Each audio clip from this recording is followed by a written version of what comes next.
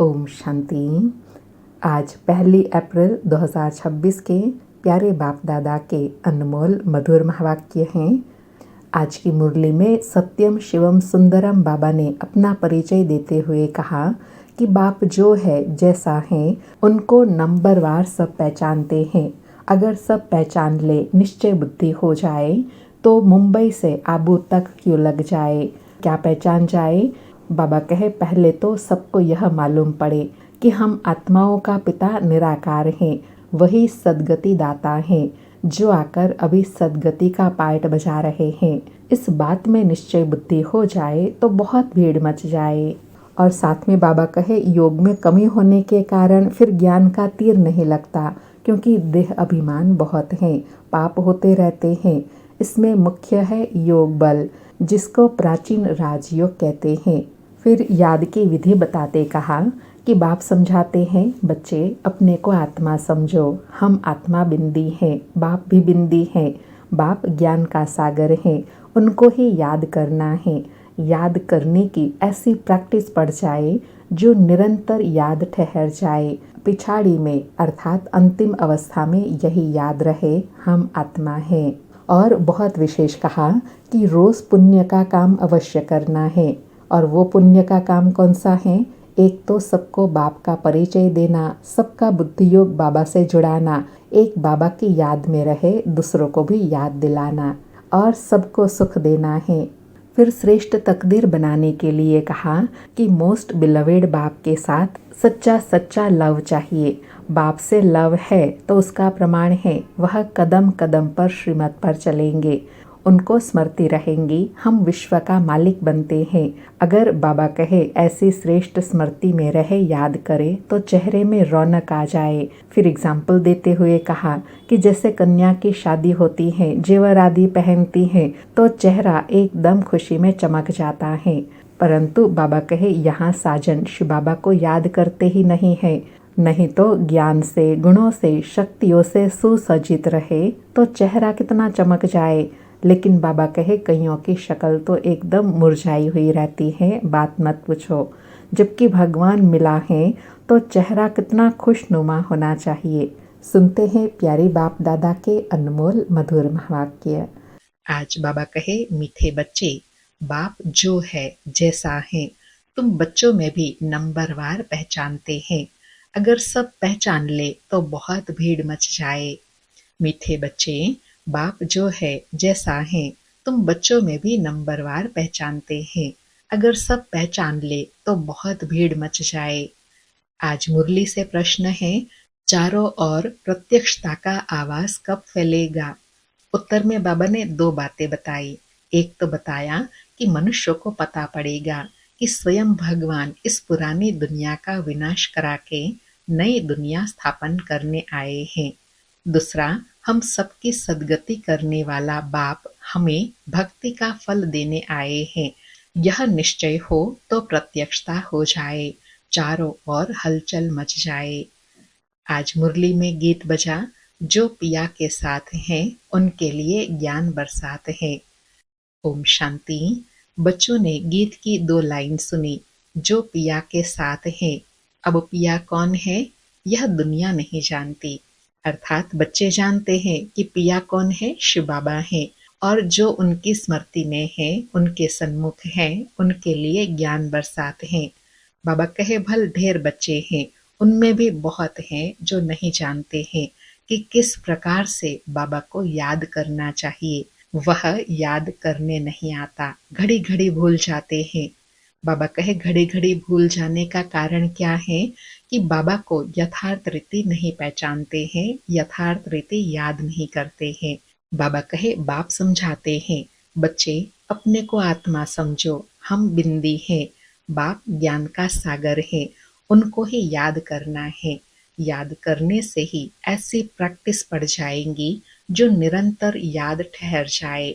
पिछाड़ी में यही याद रहे कि हम आत्मा हैं, शरीर तो है, परंतु यह ज्ञान बुद्धि में रखना है कि हम आत्मा हैं। फिर बाबा याद करने की विधि बता रहे हैं कि चलते फिरते व बैठते समय क्या स्मृति व स्थिति बनी रहे कि मैं आत्मा हूँ, इस शरीर से न्यारी हूँ। यह प्रैक्टिस बढ़ जाए। बाबा कहे बाप का डायरेक्शन मिला हुआ है। मैं जो हूँ उस रूप में कोई विरला याद करते हैं। देह अभिमान में बच्चे बहुत आ जाते हैं। बाप ने समझाया है कोई को भी जब तक बाप का परिचय नहीं दिया है तब तक कुछ भी समझ नहीं सकेंगे।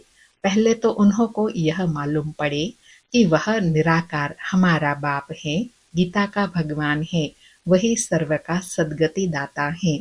बाबा कहे पहचानेंगे कब? जब इस बात पर पहले निश्चय हो जाए। बाबा कहे इस बात पर अगर निश्चय हो जाए तो बहुत आ जाएंगे। कौन सी बात पर? कि भगवान निराकार है, वो हमारा पिता है। दूसरा वही गीता का भगवान है। तीसरा वही सर्व का सद्गति दाता है। और चौथा सर्व का सद्गति दाता बाप अभी आकर पार्ट बजा रहे हैं सर्व को सद्गति देने का। बाबा कहे यह समझ जाए तो बहुत आ जाएंगे। बाबा कहे भारत में बड़ा हंगामा मच जाए, अभी मालूम पड़ जाए कि यह दुनिया विनाश होने वाली है, इस बात का निश्चय हो जाए तो बॉम्बे से लेकर आबू तक क्यों लग जाए। अंडरलाइन। बाबा कहे अगर इन सब बातों का निश्चय हो जाए तो बॉम्बे से लेकर आबू तक क्यों लग जाए। लेकिन इतना जल्दी कोई को निश्चय नहीं हो सकता। तुम जानते हो विनाश होना है, यह सब घोर निद्रा में सोए ही रहने हैं। फिर अंत समय तुम्हारा प्रभाव निकलेगा। मासी का घर नहीं है। जो इस बात में निश्चय हो जाए कि गीता का भगवान परमपिता परमात्मा शिव है, यह सिद्ध हो जाए तो सारे भारत में आवाज हो जाए। बाबा कहे वह भी समय आएगा जो सब पहचानेंगे। बाबा कहे अभी तो तुम एक को समझाएंगे तो दूसरा कहेगा तुमको जादू लग गया है। यह जाड़ बहुत धीरे धीरे बढ़ना है।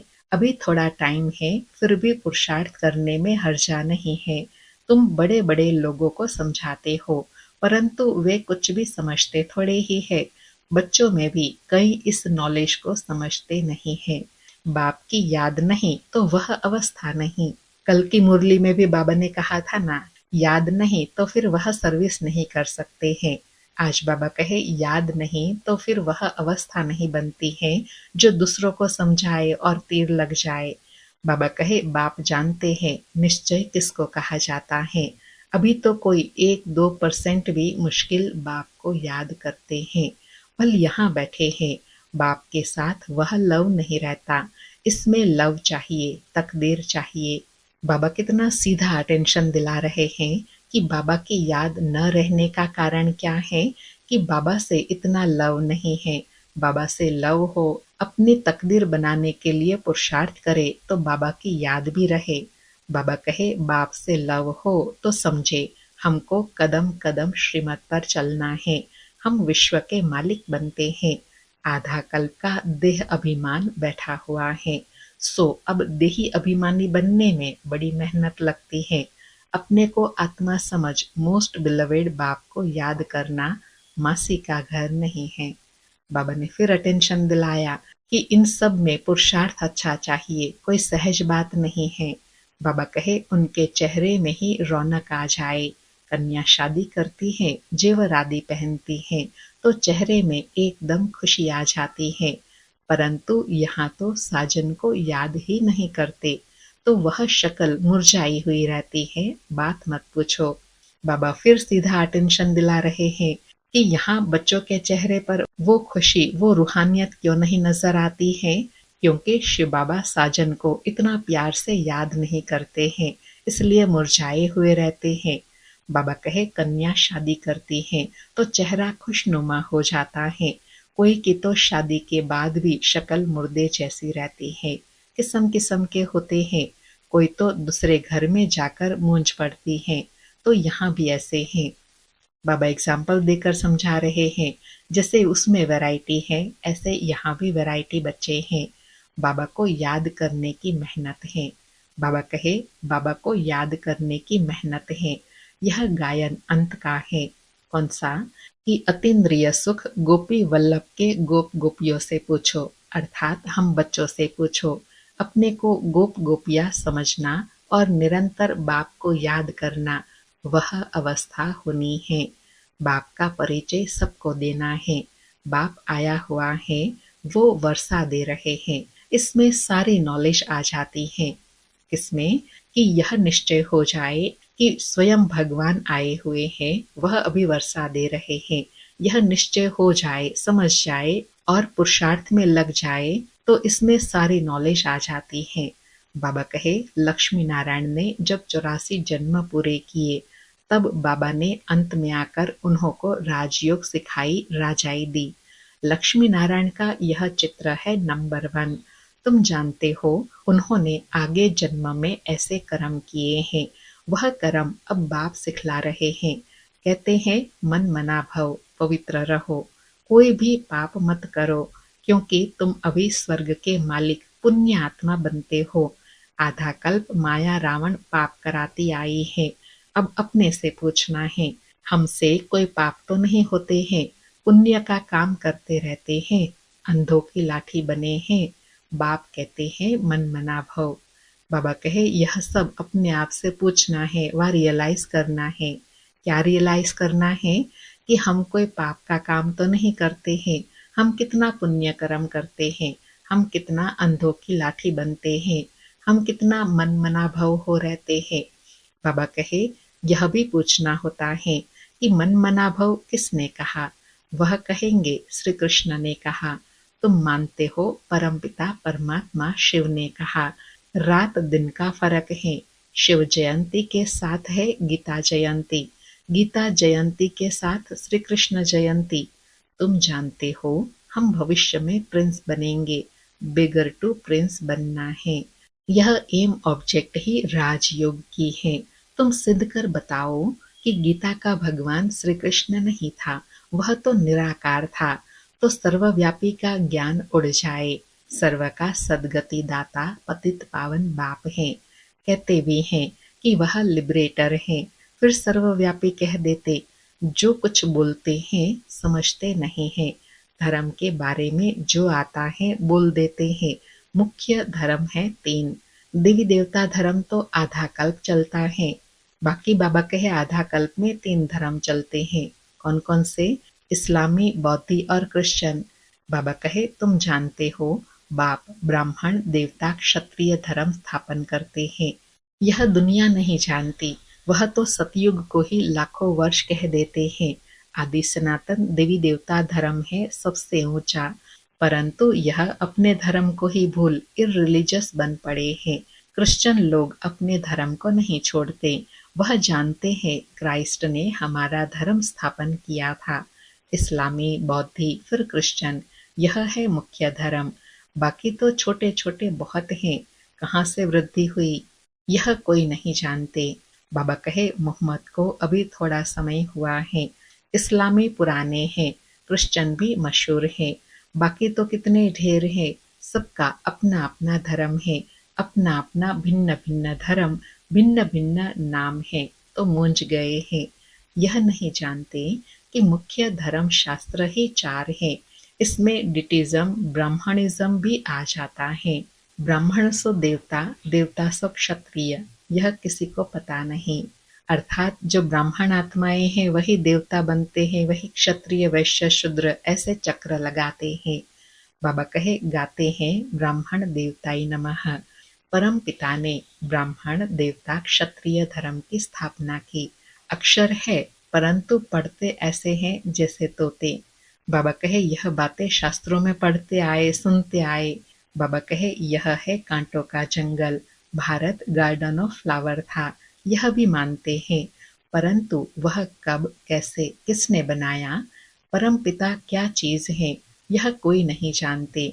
तो ऑर्फन हो गए ना, इसलिए यह लड़ाई झगड़े आदि हैं।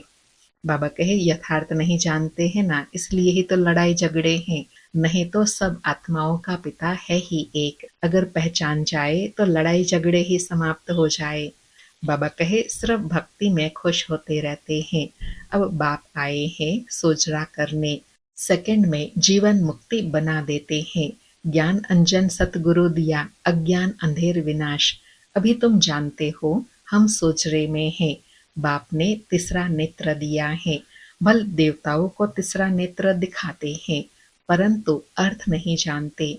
वास्तव में तीसरा नेत्र तुमको है, क्योंकि बाबा कहे तीनों कालों तीनों लोकों का ज्ञान अभी तुमको मिलता है। बाबा कहे उन्होंने फिर दे दिया है देवताओं को। गीता में ब्राह्मणों की कोई बात नहीं, उसमें फिर कौरव पांडव आदि की लड़ाई, घोड़े गाड़ी आदि लिख दी है। कुछ भी समझते नहीं। तुम समझाएंगे तो कहेंगे तुम शास्त्रों आदि को नहीं मानते। तुम कह सकते हो हम शास्त्रों को मानते क्यों नहीं है, जानते हैं। यह सब भक्ति मार्ग की सामग्री है। बाबा कहे अगर आपको कोई ऐसे कहे कि आप शास्त्रों को नहीं मानते, तो ऐसे ज्ञान युक्त उत्तर देना है कि हम सिर्फ जानते नहीं लेकिन हम उनको मानते हैं, अपने जीवन में उसका सार धारण करते हैं। बाबा कहे गाया हुआ भी है ज्ञान और भक्ति। जब रावण राज्य होता है तब भक्ति शुरू होती है। भारतवासी वाम मार्ग में जाकर धर्म भ्रष्ट और कर्म भ्रष्ट बन जाते हैं, इसलिए अब हिंदू कहला दिया है, पतित बन गए हैं। पतित किसने बनाया? रावण ने। बाबा कहे वास्तव में थे देवी देवता, लेकिन अपने को हिंदू क्यों कह दिया? क्योंकि अपने अंदर वह देवी गुण नहीं रहे, कमियां आ गई, इसलिए फिर हिंदू कहलाते हैं। वास्तव में है आदि सनातन देवी देवता धर्म के। बाबा कहे रावण को जलाते भी हैं, समझते हैं यह परंपरा से चला आता है। परंतु सतयुग में रावण राज्य ही नहीं था, कुछ भी समझते नहीं। माया बिल्कुल ही पत्थर बुद्धि बना देती है। पत्थर से पारस बाप ही बनाते हैं। जब आयरन एज में आए तब तो आकर गोल्डन एज स्थापन करे। बाबा कहे मैं जब आयरन एज अर्थात पतित दुनिया में आऊंगा तब तो पावन दुनिया स्थापन करूंगा ना। पावन दुनिया में आकर पावन दुनिया स्थापन करने का कोई भावार्थ नहीं। बाबा कहे बाप समझाते हैं, फिर भी बड़ा मुश्किल किसी की बुद्धि में बैठता है। तुम कुमारियों की अब सगाई होती है, तुमको पटरानी बनाते हैं। बाबा नशा दिला रहे हैं कि तुम कुमारियों की अभी सगाई हुई है। किनके साथ? भगवान के साथ। तो भगवान क्या बनाएंगे? पटरानी बनाएंगे। बाबा कहे तुमको भगाया, अर्थात तुम आत्माओं को कहते हैं तुम मेरे थे, फिर तुम मुझे भूल गए हो, देह अभिमानी बन माया के बन गए हो। बाकी भगाने आदि की तो बात नहीं है। बाबा कहे भगाया अर्थात मैंने तुमको अपना बनाया। तुम माया रावण के बन गए थे, अब मैंने तुमको अपना बनाया। पहले तुम देह अभिमानी बन गए थे, अब देही अभिमानी बनाता हूँ। बाकी कोई भगाने की बात नहीं है। बाबा कहे माम एकम याद करो, याद की ही मेहनत है। बहुत देह अभिमान में आकर विकर्म करते हैं। बाप जानते हैं यह आत्माएं मुझे याद ही नहीं करती हैं। देह अभिमान में आकर बहुत पाप करते हैं, तो पाप का घड़ा 100 गुना भर जाता है। बाबा कहे देह अभिमान में आकर ऐसे कर्म करते हैं जो पाप का घड़ा 100 गुना भर जाता है। औरों को रास्ता बताने के बदले खुद ही भूल जाते हैं और ही जास्ती दुर्गति को पा लेते हैं। बड़ी ऊंची मंजिल है, चढ़े तो चाखे वैकुंठ रस, गिरे तो चकनाचूर। यह राजाई की स्थापना हो रही है। बाबा कहे मंजिल बहुत ऊंची है, इसलिए बहुत अटेंशन देना है। बाबा कहे इसमें फर्क देखो कितना पड़ जाता है। कोई तो पढ़कर आसमान में चढ़ जाते हैं, कोई तो पट में पड़ जाते हैं। बुद्धि डल होती है तो पढ़ नहीं सकते हैं। कोई कोई कहते हैं बाबा हम किसको समझा नहीं सकते हैं। तो बाबा कहे कहता हूँ अच्छा सिर्फ अपने को आत्मा समझो, मुझ बाप को याद करो तो मैं तुमको सुख दूंगा। परंतु याद ही नहीं करते हैं। याद करे तो औरों को याद दिलाते रहे। बाबा कहे और कुछ नहीं कर सकते हैं तो याद करो, लेकिन वह भी नहीं कर सकते हैं। अगर याद में रहे तो औरों को भी याद दिलाए, उससे भी पुण्य का खाता जमा होता जाएगा, पद भी ऊंच होता जाएगा। बाबा कहे बाप को याद करे तो पाप नष्ट हो जाए। उनकी याद बिगर सुख धाम में जा नहीं सकते हो। 21 जन्मों का वर्षा निराकार बाप से मिल सकता है, बाकी तो सब अल्पकाल सुख देने वाले हैं। कोई को रिद्धि सिद्धि से बच्चा मिल गया व आशीर्वाद से लॉटरी मिल गई तो बस विश्वास बैठ जाता है। कोई को 2-4 करोड़ फायदा हो जाएगा, बस बहुत महिमा करेंगे, परंतु वह तो है अल्पकाल के लिए। 21 जन्म के लिए हेल्थ वेल्थ तो मिल नहीं सकती ना। बाबा कहे भक्ति में अगर आस्था होगी तो वो भी इस जन्म के लिए थोड़ा बहुत मिल जाएगा, वो भी अल्पकाल के लिए। लेकिन यहाँ तो बाबा कहे 21 जन्म के हेल्थ वेल्थ की बात है। बाबा कहे परंतु मनुष्य नहीं जानते, दोष भी नहीं दे सकते हैं। बाबा कहे जब जानते नहीं हैं तो दोष भी नहीं दे सकते हैं, अल्पकाल के सुख में ही खुश हो जाते हैं। बाप तुम बच्चों को राजयोग सिखलाकर स्वर्ग की बादशाही देते हैं, कितना सहज है। कोई तो बिल्कुल समझा नहीं सकते, कोई समझते भी हैं, परंतु योग पूरा न होने के कारण कोई को तीर नहीं लगता। देह अभिमान में आने से कुछ न कुछ पाप होते रहते हैं। योग ही मुख्य है। बाबा दो प्रकार के बच्चे बता रहे हैं। एक तो है जो बिल्कुल दूसरों को समझा नहीं सकते हैं, दूसरे है जो समझा सकते हैं, लेकिन योग पूरा न होने के कारण तीर नहीं लगता है, क्योंकि देह अभिमान में आकर कोई न कोई विक्रम करते रहते हैं, तो तीर नहीं लगता। इसलिए बाबा कहे मुख्य बात है योग की। तुम योग बल से विश्व के मालिक बनते हो। प्राचीन योग भगवान ने सिखाया था, न कि श्री कृष्ण ने। याद की यात्रा बड़ी अच्छी है। तुम ड्रामा देख कर आओ तो बुद्धि में सारा सामने आ जाएगा, कोई को बताने में टाइम लगेगा। यह भी ऐसे हैं, बीज और जाड़, यह चक्र बड़ा क्लियर है। शांति धाम, सुख धाम, दुख धाम, सेकंड का काम है ना। बाबा कहे सार समझाना सेकंड का काम है ना, परंतु याद भी रहे ना। मुख्य बात है बाप का परिचय। बाप कहते हैं मेरे को याद करने से तुम सब कुछ जान जाएंगे।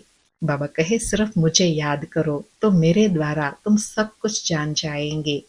अच्छा, शिव बाबा तुम बच्चों को याद करते हैं, ब्रह्मा बाबा याद नहीं करते हैं। शिव बाबा जानते हैं हमारे सपूत बच्चे कौन कौन हैं। सर्विसेबल सपूत बच्चों को तो याद करते हैं, यह ब्रह्मा बाबा थोड़े ही किसी को याद करेंगे। इनकी आत्मा को तो डायरेक्शन है, माम एकम याद करो। बाबा कभी कभी तो कहते हैं मैं तुमको थोड़े ही याद करूंगा। आज बाबा कहते हैं मैं याद करता हूँ, लेकिन किनको याद करता हूँ? सपूत सर्विसेबल बच्चों को। अच्छा, मीठे मीठे सिके लधे बच्चों प्रति माता पिता बाप दादा का याद प्यार और गुड मॉर्निंग। रूहानी बाप की रूहानी बच्चों को नमस्ते। हम रूहानी बच्चों की रूहानी माता पिता बाप दादा को याद प्यार गुड मॉर्निंग और नमस्ते नमस्ते। सारी मुरली से धारणा के लिए सार है। पहला पॉइंट, तकदीरवान बनने के लिए एक बाप से सच्चा सच्चा लव रखना है। लव रखना माना कदम कदम एक बाप की श्रीमत पर चलते रहना। दूसरा पॉइंट, रोज पुण्य का काम अवश्य करना है। सबसे बड़ा पुण्य है सबको बाप का परिचय देना, बाप को याद करना और सबको बाप की याद दिलाना। आज का वरदान है, अपनी दृष्टि और वृत्ति के परिवर्तन द्वारा सृष्टि को बदलने वाले साक्षात्कार मूर्त भव। अपनी दृष्टि और वृत्ति के परिवर्तन द्वारा सृष्टि को बदलने वाले साक्षात्कार मूर्त भव। स्पष्टीकरण है, अपनी वृत्ति के परिवर्तन से दृष्टि को दिव्य बनाओ तो दृष्टि द्वारा अनेक आत्माएं अपने यथार्थ रूप, यथार्थ घर तथा यथार्थ राजधानी देखेंगी। ऐसे यथार्थ साक्षात्कार कराने के लिए वृत्ति में जरा भी देह अभिमान की चंचलता न हो, तो वृत्ति के सुधार से दृष्टि दिव्य बनाओ, तब यह सृष्टि परिवर्तन होगी। देखने वाले अनुभव करेंगे कि यह नयन नहीं, लेकिन यह एक जादू की डिब्बियां हैं। यह नयन साक्षात्कार के साधन बन जाएंगे। बाबा कहे साक्षात्कार मूर्त कब बनेंगे? जब पूरा पूरा देही अभिमानी बनेंगे। जब देही अभिमानी बनेंगे तब वृत्ति का सुधार होगा, तब दृष्टि दिव्य बनेंगी और दिव्य दृष्टि के द्वारा ही सृष्टि को भी परिवर्तन कर सकेंगे और अनेक आत्माओं को साक्षात्कार कराकर साक्षात्कार मूर्त बन जाएंगे। आत्माएं अनुभव करेंगी कि इनके नयन जादू की डिब्बियां हैं, अर्थात इनके नयनों से दिव्य अलौकिक साक्षात्कार होते हैं। आज का स्लोगन है, सेवा के उमंग उत्साह के साथ बेहद की वैराग वृत्ति ही सफलता का आधार हैं। सेवा के उमंग उत्साह के साथ बेहद की वैराग वृत्ति ही सफलता का आधार है। आज 1 अप्रैल है, तो मधुबन बेहद घर से प्यारे बाप दादा, दीदियों और दादाओं की तरफ से विशेष अव्यक्त इशारे हैं। अव्यक्त इशारे का लक्ष्य व सार है, महान बनने के लिए मधुरता और नम्रता का गुण धारण करो। आज का अभ्यास बताया कि मधुरता के गुण को धारण करने वाला यहाँ भी महान बनता है और वहाँ सतयुग में भी मर्तबा पाता है। मधुरता वालों को सभी महान रूप से देखते हैं, तो यह मधुरता का विशेष गुण हर बच्चे में होना चाहिए। मधुरता के मधु जिनके साथ हैं, उन्हें हर कार्य में सफलता ही सफलता है। उनके जीवन से असफलता मिट जाएंगी। अर्थात सफलता का आधार क्या है? स्वभाव में मधुरता, नम्रता। जब यह 2 गुण होंगे, तब महान बनेंगे और सफलता कदम चूमेंगी। अच्छा, ओम शांति। शुक्रिया बाबा, शुक्रिया।